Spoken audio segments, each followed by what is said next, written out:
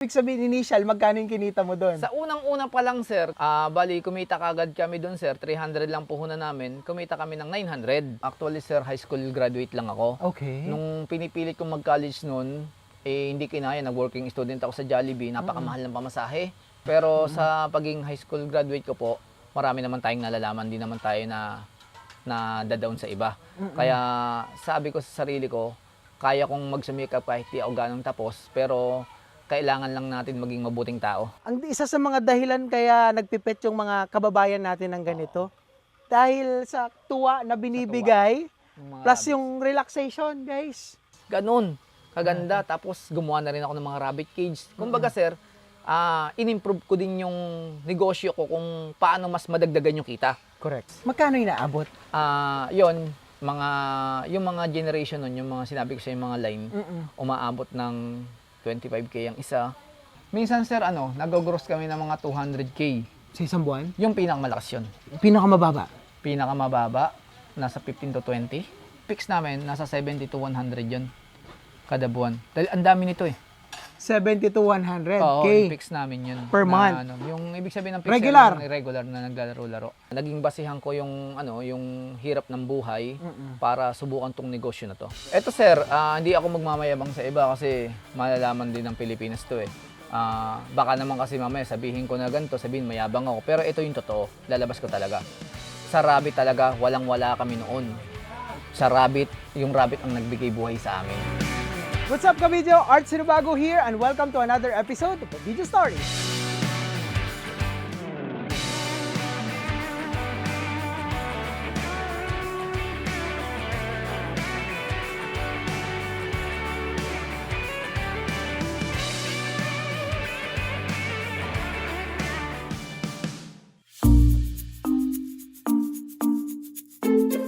What's up mga ka-video? Kamusta po kayo? For today's video, nandito tayo ngayon sa Barangay San Jose, sa bayan po ng San Luis, sa lalawigan po ng Pampanga na kung saan ating bibisitahin ng isang rabbit farm. Ating aalamin ang kanilang paraan at diskarte ng pag-aalaga ng rabbit at ating aalamin ang iba't ibang klase ng breed na kanilang inaalagaan at the same time, kikilalanin po natin ang matagumpay na magmamay-ari dito at nag-aalaga. Let's go!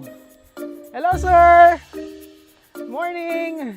Hello, sir. Ay, hello, sir. Good morning po. Good morning po. Ayan, sir. Sir, bago po ang lahat, siguro, sir, pakilala po muna tayo sa ating mga ka-video. Ay, magandang umaga po sa inyong lahat. Ako nga po pala si Arnold Bailon Santiago, owner ng Polar Rabbit. Sir, kailan po kayo nagsimula na mag-alaga ng rabbit? Nagsimula kami niyan, sir, since 2015. Nagsimula kami, pero ginawa namin siyang negosyo 2016 na. Okay, so Oo. 2015, Bali, tapos hobby. hobby lang muna. Hobby lang ng anak ko nakita sa Tiangge. Ang sabi niya, pa, pengin naman ng rabbit, bili mo ko. Sabi ko, bakit ano gagawin mo dyan? Malas daw sa buhay Bahay. ng tao yan, sa Oo, bahay. oo. Malas daw yan, sa kasabihan ng matanda. Sabi niya, sige na pa, umiiyak sa akin.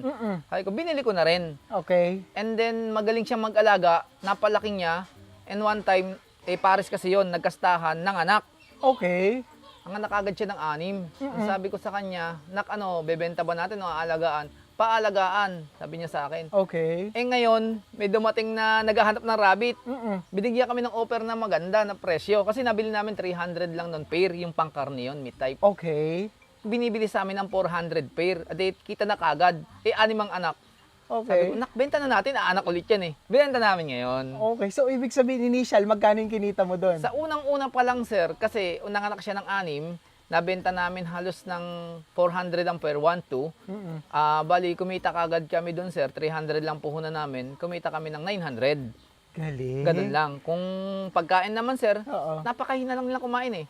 Pellet, tsaka damo, ganun lang. Sabihin na natin, sa isang breeder na yon sa simula, kumita kami ng mga 500 malinis. Wow. Natuwa na yung anak ko, kumita pa kami. Ibig sabihin, panimula pa lang yan, mga ka-video. Parang exciting yung kwento ni Sir Arnold.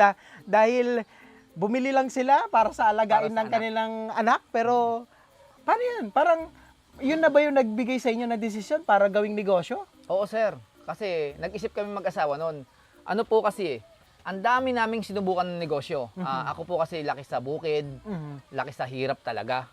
Ilang kami magkakapatid, 6 kami, namatay pa isa. Kaya talagang wala kaming aasahan kundi sarili namin. Magulang namin pares may sakit sa puso, Opo. nagme-maintenance. Kaya gumagawa kami ng parang para ikaunlad namin. Ngayon, ang dami ko sinubukan ng negosyo. Nagpahinante ko sa Manila after ng high school ko. Nagpahinante ko. And then, natuto ko magmaneho dahil sa pakikialam. Nung marunong na ako mag-drive, nakapag-asawa kagad ako.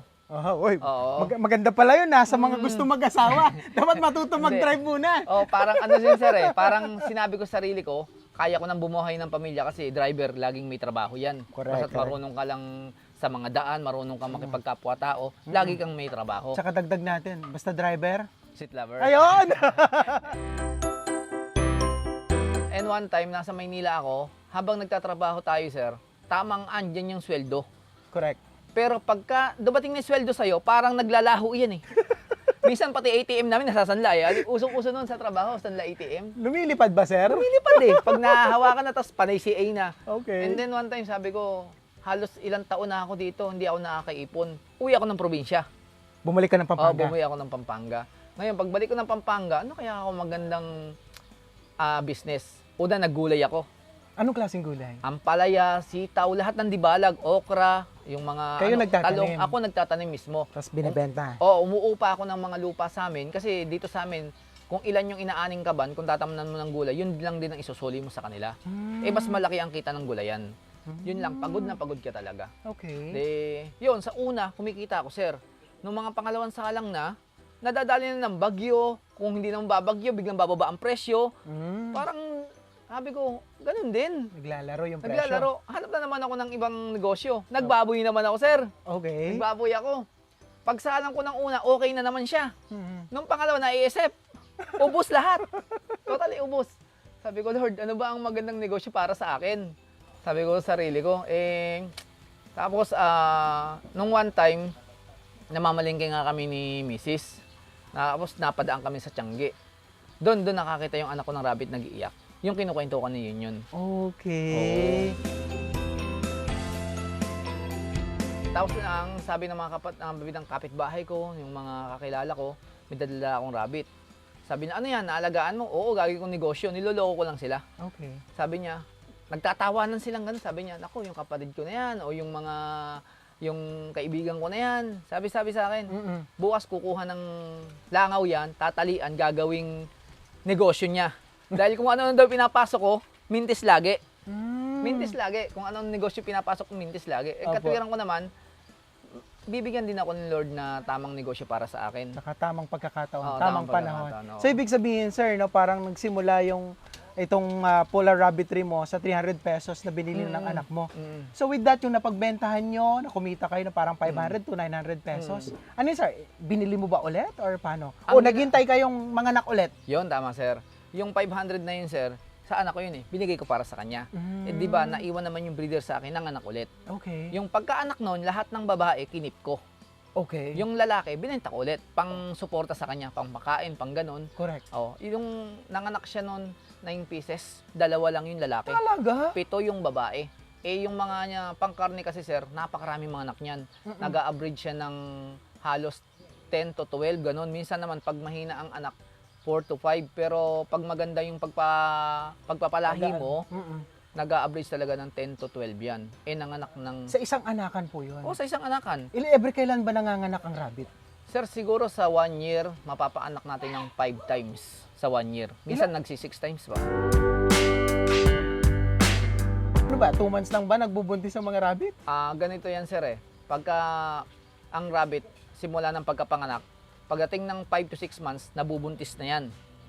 Ganun sila. 5 to 6 months nabubuntis. 5 to 6 months nabubuntis na kaagad ang rabbit. Oo. Ngayon po, pag nabuntis sila, 30 to 33 days, nanganganak. Kabilis. Nanganganak siya. Ganun siya kabilis. Kabilis lang pala. Oo. So talagang ito lahat, sir, no, mamaya makikita natin. Etong nakikita ko natin na ito, bunga ito doon sa panimula na breeder na alaga ng anak mo. Oo. Ganun, sir, no? Nanganak ng 9 pieces. 2 yung lalaki, 7 yung babae. Okay. Lahat ng lalaki, binenta ko yung 2. Binenta ko yun, pang pakain niya. Yung 9 na babae, ay 7 babae, tinabi ko. Yun ang naging breeder ko na dumami na. Okay. Tapos nung nanganak na naman yung 9 na yun, lahat na naman ng babae inipon ko. Yung lalaki na naman, binenta ko ng pampapakain sa kanila. Kinikip mo yung mga babae. Oo, hanggang sa dumami ng dumami. Tapos, malalayang breed naman ako, sabi sa akin doon, bumili ko ng lalaki sa iba. Okay. Para, yun, nakasta niya yung mga hindi niya anak. Ganun nangyari, sir. Sir, galing O, parang, paano mo natutunan yung itong pag-aalaga ng rabbit? Ano bang course mo, sir? May natapos po ba kayo or ano? Dito sa amin, sir, actually, sir, high school graduate lang ako. Okay. Nung pinipilit kong mag-college noon, hindi kinaya. Nag-working student ako sa Jollibee. Napakamahal ng pamasahe. Hindi ko kinaya, kaya nagtrabaho sa Manila, nagpahinante. So, high school graduate po oo. kayo, sir? Pero sa pagiging high school graduate ko po, marami naman tayong nalalaman. Di naman tayo na dadown sa iba. Kaya sabi ko sa sarili ko, kaya kong magsumikap kahit di ako ganong tapos, pero kailangan lang natin maging mabuting tao. Correct. Sa customer, lalo na rin, dapat maging honest tayo palagi. Correct.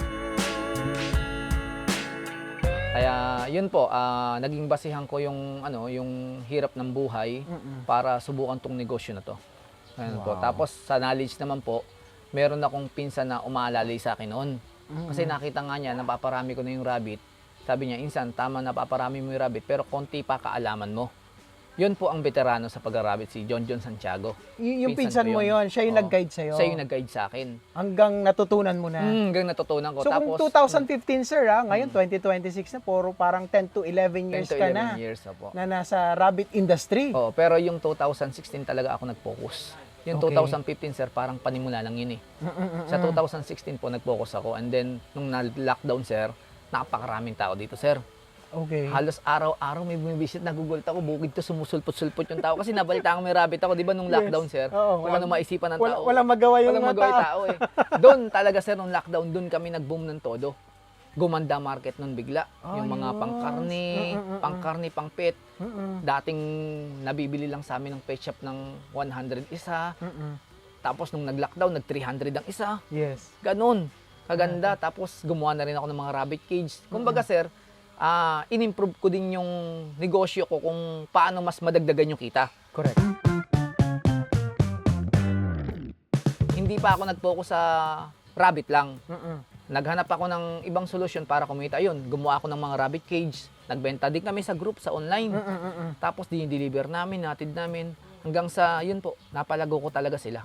Okay. Ganun po ang naging basihan ko. Ganda, no, ng kwento ni sir. Nakaka-inspire naman. Sir, ngayon, sir, no, parang almost 10 years na sa pag-aalaga ng rabbit. Ilan na inaabot itong alaga mo, sir? Mga alaga mo ngayon? Sa ngayon, sir, yung meat type namin, nasa 100 heads yung mga meat type namin na breeder. Tapos sa mga pet type, kulang 200 heads, mga pet type. Dalawa kasing klase ang rabbit, may meat type, may pet type. Yung pong mga meat type natin, sila yung mga kinakarne lumalaki. Okay. Mga New Zealand kung tawagin. Local New Zealand, upgraded New Zealand, Gali, FG, sari-saring pangkarne. Yan yung mga breed na inaalagaan mo for the meat type. Yung una. Okay. Pero ngayon, sir, ano yung mga breeds na mayroon ka dito? Ngayon, may mga nagdagdag ako ng breed na magaganda, mga quality. Yung mga nilalaban namin sa show. Okay. Tulad ng Lionheads, Netherland Dwarfs, Mini Rex, Jersey Woolly, Lion Laps, Holland Laps. Dami niyan, sir. Oo, hindi ko nakalimutan ko na iba eh. Andyan, ang dami nila eh. Yun yung mga pinang-show ninyo. Ang pinasya-show namin, sir, yung mga pure breed. Okay. Tulad ng Jersey Woolly, yun ang pure breed talaga. Lionheads, Netherland Dwarfs, Holland Laps. Doon naman sa pet type, sir, kailangan pagandahan doon. Tapos pabaitan. Kasi alam niyo naman, sir, ang mga bata nag-aalaga, hindi pa pwede yung matapang ang rabbit. Correct, yes. Pag matapang ang rabbit, inaalis namin yan. Minsan, pagka may nangangailangan na gusto sa group na kahit po alagaan lang, sasabihin ko sa kanila, ay sir, okay lang ba sa'yo, matapang to, libre na lang. Kasi matapang to eh, hindi ko, Paano yun? Pag sinabing matapang, nangangagat ba? Or- Minsan may ganun, sir eh. Hindi naman siya Nangangalmot? nangangagat, sir. Alam mo yung parang aggressive, yung kukunin pa lang, gaganunin ka, Ganun siya. gagambuhin ka. Kaya inaalis ko dito sa akin yun. Yes, yes. Kasi once na maglahi yun, magkakaanak din ng ganun. Yun ang iniiwasan kong mangyari. Sir, pagdating naman sa presyuhan ng ganyan, kasi nabanggit niyo, sir, gumanda yung bentahan, sabi niyo. Paano ba yung presyuhan, sir, ng meat type tsaka pet type? Paano, may difference ba sila? Oo, napakalaki, sir. Ito po. Di ba, kwento ko kanina, galing ako sa meat type, Yes, sir. sa ng anak ko. At throwback tayo. Yes, sir. Kaya naman ako nag-pet type dahil lang sa isang idea. Mm-mm. Nung lockdown nun, sir, may umorder sa akin nun. 100 pieces na kits. Ang kuha lang sa akin nun, sir, 200 ang isa. 200 pieces. Oo, di halos Ay, sorry, 200 pesos. 200 pesos. Oo. 200 pesos ang isa, 100 pieces. Di halos 20,000, di ba? 20,000 pa lang. 20,000 yan. Ah. Nakipag-meet up ako. Yung bang, sir, yung lockdown nawawala-wala na. Halos 2021 yata yun. Yung palipas na yung lockdown, may mga pwede na tayong makipag-meet up. Yes. Ayun. May umupo sa akin, tumabi sa akin. Pre, ang ganda ng rabbit mo ah. Sabi niya, oo sir, mga pangkarne. Hindi ko alam, breeder din pala. Sabi niya, pre, maniniwala ka ba na yung dami ng rabbit mo siya 2 rabbit na dala ko halos kalahati lang ang pagbibilan niyan. Sabi niya sa akin, oh, hindi nga. Sabi ko sa kanyang ganun. Sabi ko, pre, mainit niya, huwag mo akong hanginan. Sabi ko sa kanyang ganun. Hindi ko alam, breeder din pala siya. Sabi niya, magkano isa ng rabbit mo? Nakadila ko ng 200 ang isa, lahatan Sabi ko sa kanya. Sabi niya, eto sa akin, pre. Yung 2 rabbit ko, papalo ng 30,000 to. Sabi ko, totoo, 2 rabbit? Hindi mo ako nilolok? Oo, gusto mo, antayin mo yung customer ko. Sabi niya. Na-curious ako, sir. Baka niyayabangan lang o ano. Sabi ko, wala namang mawala kung iintayin ko. Yes. Hindi naman ako nagmamadali. Hindi, unang dumating yung buyer ko. Correct. Binayaran ako, 20,000. Kuha, alis. Inintay ko siya ngayon, nagkukwentuhan kami. May humintong naka-Montero, sir, Montero. Sabi niya, sir, ayan na yung buyer ko. Tingnan mo kung magkano bibigay sa akin. Ay, nag-usap sila, pure breed ba to? Kinlasify ng buyer kung pure breed o ano. Doon ko nakita yung Netherland Dwarfs. Okay. Maiksi na rabbit na maiksi ang tenga. Okay. Tapos malaki ang mata. Sabi niya, oo sir, magandang klase nga paano sir, hindi na ba ako makaka-discount doon? Sabi nga ganun. Sabi niya, sir, 35 talaga yan Isang pair. Ngayon sa'yo, 30K na lang. Ngayon, nag-usap-usap. Okay. Makulit yung naka-Montero. Sabi niya, sir, kahit panggas lang, pinagbigyan naman niya. Nag-less siya ng 1K. De, 29,000. Sir, inabot yung pera sa harap ko. Pera pa rin yan. Inabot sa harap ko, 29,000. Sabi ko, totoo pala to. Sir, anong klaseng rabbit ba yan? Ayun, doon pumasok sa isip ko. Pinaliwanag niya sa akin dahil co-breeder kami. Sir, pet type to. Sa pet type naman kasi, sir, marami. Merong pet type, broad type, show type. Ngayon, yung sa akin, nabibilang to sa show. Okay. Pinakamahal. Sabi niya, meron ding broodline, tsaka pet type. Yung pet type naman, pinaka-low quality yon. Yes. Tapos ang sumunod doon yung broodline. Yung broodline naman, sir, galing sa mga linyadang magaganda. Okay. Galing sa mga gandang linyada, mga import, ganun. Tapos yung show type, doon naman sila namimili sa broodline. Yung Okay. pinakaangat sa kanila, yun ang show show type. nila. Oo, yun ang show nila. Okay. Sir, dito ba sa sa mga alagain mo ngayon, may masasabi nating pinakamahal na breed mo Meron, na hawak? meron. Na Andiyan Netherland Dwarf tsaka Holland Laps. Magkano inaabot? Yun, yung mga generation nun, yung mga sinabi ko sa yung mga line, umaabot ng 25K ang isa. Hindi breeder, no? I mean, hindi... Breed yun, breeder. Breeder, Oo. okay. Kasi Isang piraso lang yon. Oo, galing kasi sa ibang bansa yun. Okay. Kasi nung time na yun, nag-import kami, 25K per pieces. Mm-mm. Dahil marami, kaya ganun kamura. Ngayon, napakamahal na.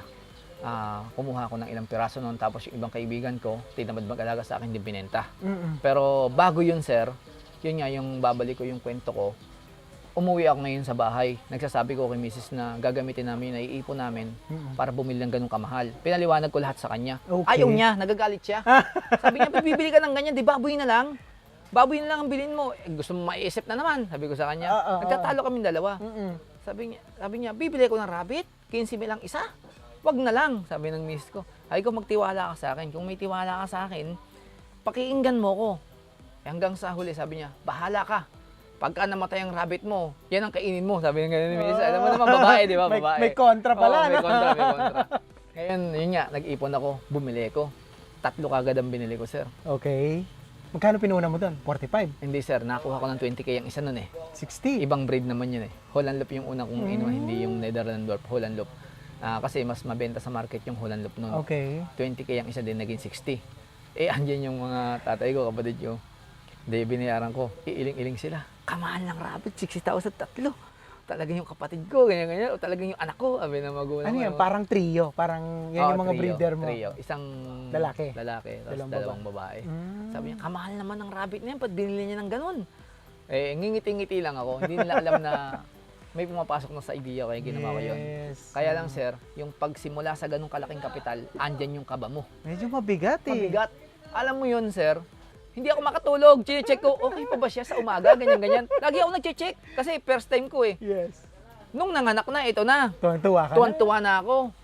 First time, nanganak yung isa ng 4. Yung isa, sir, nanganak din ng 3. Di 7 kagad yung naging anak. Yes. Sa anak na yun, napalaki ko ng maganda yung 7 na yun. Yung mga babae, kinip ko. Bali, ang naging babae lang doon, 3. 4 yung lalaki. Lahat ng lalaki, sir, binenta ko. Yung babaeng kinipot Oo. ulit. Yung kada isang benta ko, 15. Nabili ko yung inahin ng 20, yung mga anak, 15 ko na benta. Ano kada yan? isa. Mga weeks old lang yun? Months, 2 months. 2 months old. Oo, kasi sir, yung ibang buyer, depende sa kanila. May kumukuha sa amin ng 1 month, ayaw namin bigyan, pero sila makulit.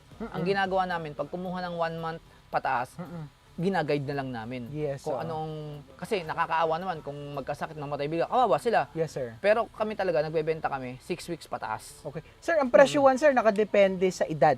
Nakadepende sa breed. Tama ba? Sa breed, sir, sa edad hindi po eh. Oh, Sa breed kami. Sa breed lang talaga. Kahit maliit, kahit malaki, same lang kami ng price. Yes, sir. Sa breed, sir. Kasi sa breed, sir, tsaka sa quality. Doon nakadepende ang price. Yes.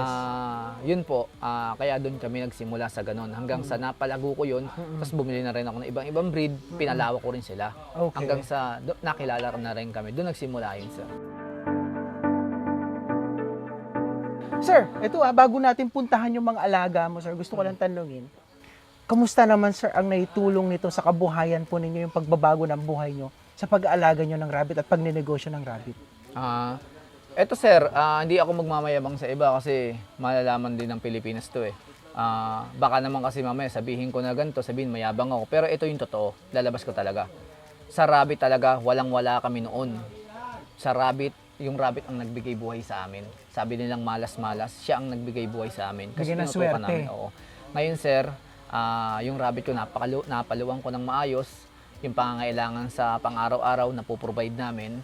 Tapos nakakuha kami ng sasakyan, nakapag-invest kami ng puguan.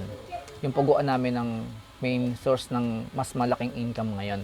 Kumpara ngayon sa rabbit. Kumbaga, sir, ang puguan kasi bultuhan eh. Yes. Pero lahat ng galing sa puguan na yun, dito sa rabbit nagmula yun. So, yun ay katas at bunga ng rabbit. pagra-rabbit mo. Oo, yun. Wow. Ganda, no? Nung una yun, nung pinag-abroad ko si Mrs., yung kinikita niya, yun ang panggasto sa bahay. Okay. Tapos yung kinikita ng rabbit, yun ang pasok ng pasok sa puguan. So, nire-reinvest mo? Oo, ngayon, Ganda. nung nakapagsimula kami ng 2K na pugo, yun nga, reinvest kami ng reinvest, umabot ng 6K, kumita na kami ng maganda. Na virus naman yung pugo. Sold out lahat, ubus. Talagang di mo maiwasan, Oo, sir, no? May sa mga pugo, oo. ganyang problema. Malakas kumita ang pugo kanya ng pag na-virus, dapa lahat. Okay. De, sabi ko, bangon ulit tayo. Ayun, binigyan na naman kami ng kakayahan ng rabbit para makapag-invest na Makabawi. naman, nakabawi na naman. Oo. Ayun, ngayon, awa ng Diyos, nasa 20K na yung pugo namin. Galing. Oo, nasa 20K. Ito, Dalawang building na din. pinapahanga ako ni sir, no? High school graduate, pero tignan nyo naman, yung tindig niya. Proud ka na, sir, at saka confident ka na ngayon na humarap sa tao, no? Oo, sir. Kasi yung pinanggalingan mo, Oo, sinasabi nga ng ibang tao dito, sabi niya, mayaman na raw ako, mayaman. Sabi ko, hindi ako mayaman, mayabang lang. ayan na.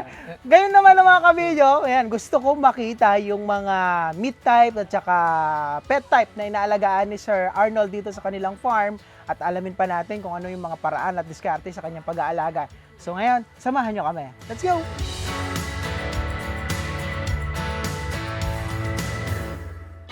Ito naman po sir, nagkokosto ng 3K each to 10K each. Depende. Depende sa seller. Yes, oo. Dito po, nagkokosto. Okay. Baka maraming magbasa sa akin, sinasabi ko lang yung pricing na alam ko. Okay. Yung sa pag-aalaga ko ng rabbit sir, yun po sinalba kami niyan. Sa yung down na kami, siya yung nagbigay ng pag-asa sa amin. Yan, para makabangon. Tapos yun po, nagbigay ng maraming swerte sa amin tulad na kapag invest kami ng puguan, nabigay yung pangangailangan ng pamilya ko. Yun, kumbaga sir, nakakain kami ng sapat 3 times a day. Yun yung maano ko sa rabbit.